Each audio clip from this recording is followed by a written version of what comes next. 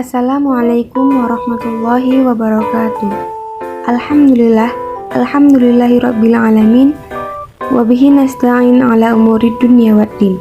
Segala puji bagi Allah, Tuhan semesta alam, yang telah memberikan kita nikmat sehat, nikmat umur yang panjang, sehingga kita masih bisa berjumpa di mata kuliah bimbingan dan konseling. Yang terhormat dosen pengampu Ibu Emilia Hardi MPD, dan yang saya banggakan teman-teman sekalian. Kami di sini dari kelompok 4 ingin membahas tentang teknik-teknik dasar bimbingan dan konseling. A. Pengertian bimbingan dan konseling. Ada beberapa pendapat para ahli tentang bimbingan kelompok, di antaranya bimbingan kelompok salah satu teknik bimbingan yang berusaha membantu individu agar dapat mencapai perkembangannya secara optimal sesuai dengan kemampuan, bakat, minat, serta nilai-nilai yang dianut dan dilaksanakan dalam situasi kelompok. Bimbingan kelompok ditujukan untuk mencegah timbulnya masalah pada siswa dan mengembangkan potensi diri siswa. B. Tujuan bimbingan kelompok. Tujuan bimbingan kelompok yaitu agar individu mampu memberikan informasi seluas-luasnya kepada anggota kelompok, supaya mereka dapat membuat rencana yang tepat, serta membuat keputusan yang memadai mengenai hal-hal yang berkaitan dengan masa depan, serta cenderung bersifat pencegahan. Menurut Pratio, tujuan yang ingin dicapai dalam bimbingan kelompok yaitu penguasaan informasi untuk tujuan yang lebih luas, pengembangan pribadi, dan pembahasan masalah atau topik-topik umum secara luas dan mendalam yang bermanfaat bagi para anggota kelompok. Secara umum, tujuan dari layanan bimbingan kelompok adalah berkembangnya sosialisasi siswa, khususnya kemampuan komunikasi anggota kelompok melalui layanan bimbingan kelompok.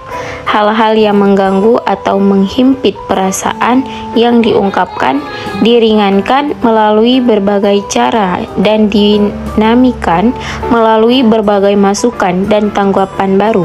Selain bertujuan sebagaimana bimbingan kelompok juga bermaksud menguntaskan masalah klien dengan memanfaatkan dinamika kelompok. Fungsi bimbingan kelompok. Menurut Soekardi, fungsi utama layanan bimbingan yang didukung oleh bimbingan kelompok ada dua, yaitu fungsi pemahaman dan pengembangan. A. Fungsi pemahaman, yaitu fungsi bimbingan dan konseling yang membantu konseling agar memiliki pemahaman terhadap dirinya dan lingkungannya. B. Fungsi pengembangan, yaitu fungsi bimbingan dan konseling yang sifatnya lebih proaktif dari fungsi-fungsi lainnya. Sedangkan menurut Ibu Lo, fungsi utama bimbingan dan konseling yang didukung oleh layanan bimbingan kelompok ialah fungsi pemahaman dan pengembangan. Fungsi pemahaman yaitu fungsi bimbingan dan konseling yang menghasilkan pemahaman peserta didik terhadap diri sendiri dan pemahaman terhadap lingkungan sosial peserta didik. D. Asas-asas bimbingan kelompok. Penyelenggaraan layanan bimbingan kelompok dituntut untuk memenuhi sejumlah asas-asas bimbingan kelompok. Pemenuhan asas-asas bimbingan itu akan memperlancar pelaksanaan dan lebih menjamin keberhasilannya kegiatan.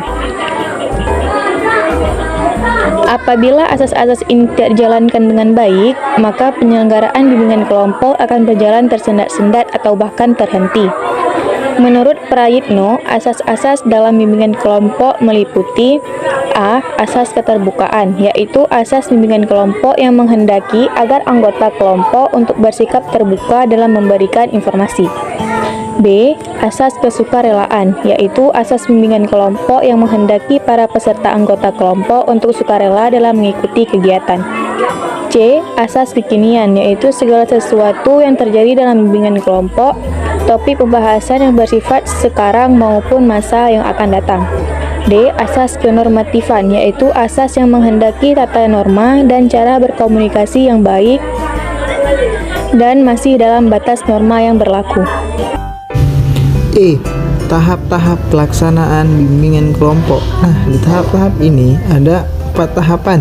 Yang pertama adalah tahapan pembentukan, kedua adalah tahapan peralihan, ketiga adalah tahap kegiatan, dan yang terakhir adalah tahap pengakhiran.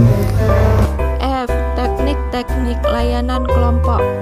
Teknik pemberian informasi, diskusi kelompok, teknik pemecahan masalah, permainan simulasi, permainan peranan. Selanjutnya, kesimpulan.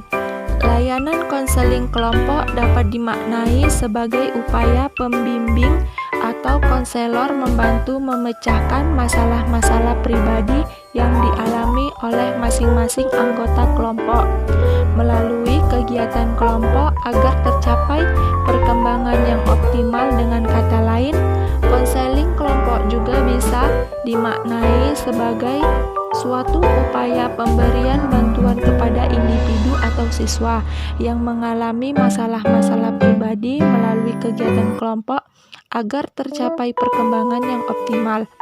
Adapun tahapan dalam layanan bimbingan kelompok terdiri dari tahap pembentukan, tahap pemeliharaan kegiatan, dan tahap pengakhiran. Kemudian, dalam layanan konseling kelompok terdiri dari 6 tahapan, yakni tahap pra-konseling,